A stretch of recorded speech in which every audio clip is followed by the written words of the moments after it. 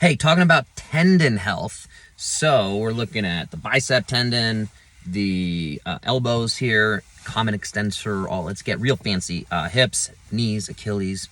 I love treating tendons. It's one of the main things I think that we end up working on with folks that come to me after failing with 8, 9, 10 other clinicians, and I'm not exaggerating.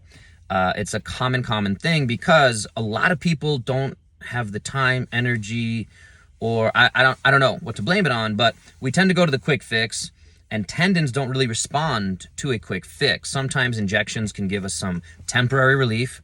Sometimes some of these modalities can give us temporary relief, but tendons are pretty darn tricky. And there's really cool research out there, like Jill Cook, if anyone's in the space.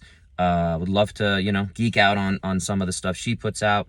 So at the end of the day, what I understand about tendons and what I've had incredible success with, and again, when I talk about folks that have failed with all these other clinicians, and what I mean by failed is they've gone to them, they still had hip pain, knee pain, back pain, shoulder pain, whatever the thing is, or just not being able to function right for whatever it is. And they've tried all these other things, chiropractic, physical therapy, acupuncture, all these other things, injections, orthopedic surgeons, MRIs, x-rays, the whole gamut.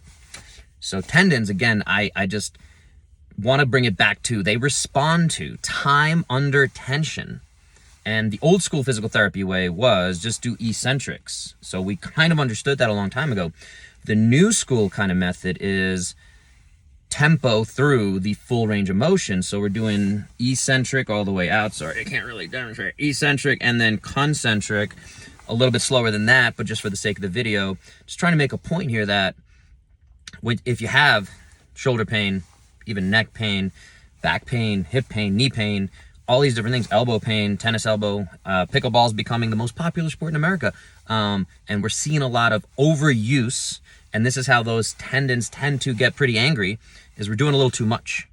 And then the body's like, hey, and sometimes it takes a little while for it to start barking at you. The interesting thing with common tendon presentation is you have that little achiness, and you're like, and especially let's use pickleball, and you start hitting, and you're like, it doesn't feel great. I grab my thing, my paddle, I guess, and then as you warm up, as you start moving, you get a little blood flow in there, and that feels better because you're loading the tendon, okay?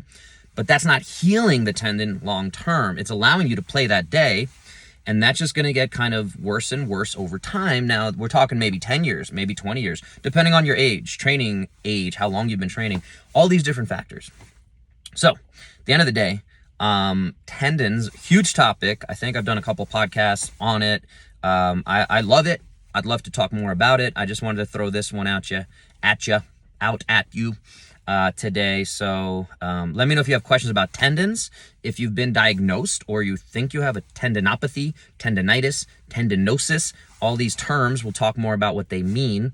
And if you've had again, joint pain, shoulder, knee, hip, back, any of that stuff, and it's been not quite diagnosed, let's talk more about what that could mean. And again, for me, a lot of it has to do with tendon healing, and then we have to load it properly.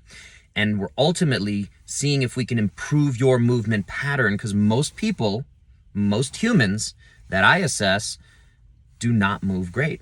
And that's not a criticism. That's not a negative thing. It's just when we assess you, there's going to be some kind of fault. And I can find fault in every human, every professional athlete. We can say, hey, like when they're doing this thing and we slow it down, we can see this. But if you're not doing the basics really well, then every time you get up and down off the toilet, every time I get in and out of my car, I might be loading things a little less than ideal.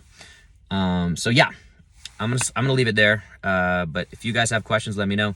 Appreciate you listening. Let's have more conversation. But I'd love to help get people out of pain. If you know anybody who's dealing with some kind of chronic issue, again, people are like, oh, I'm just turning 40, so it's normal for me to have this kind of pain. I'm going to get a surgery.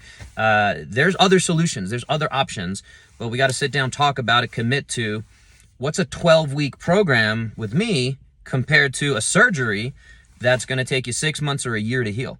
And again, we can talk more about that. I'll let you guys go. Hope that helped you get at least 1% better in your journey for health, wellness, and happiness. Talk to you later.